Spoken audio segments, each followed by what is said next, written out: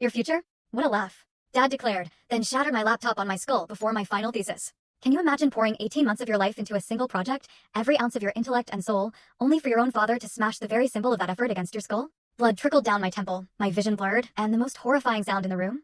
My mother's laughter. My dad, his face twisted in pure rage, spat, "Your future? That is a joke.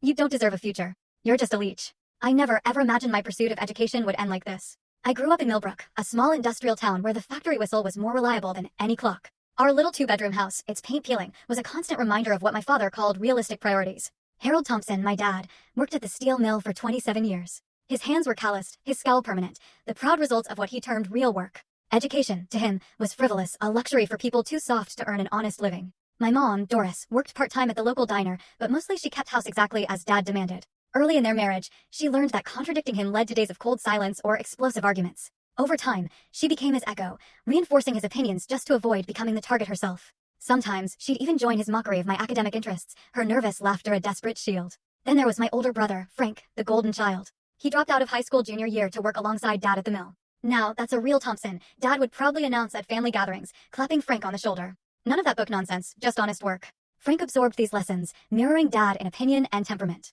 By 20, he had his own apartment and a steady paycheck, the absolute pinnacle of success in my parents' eyes. But me? I discovered a deep, undeniable love for learning early on. Words fascinated me, numbers held secrets I yearned to unravel. I'd lose myself in science experiments in our kitchen until Dad would storm in, demanding I stop wasting food on foolishness. My third-grade teacher, Mrs. Sanderson, was the first to see it. "Allison has remarkable analytical skills," she told my parents during a mandatory conference. Dad just stared at the wall, Mom nodded politely. They both forgot her words before we even reached the parking lot.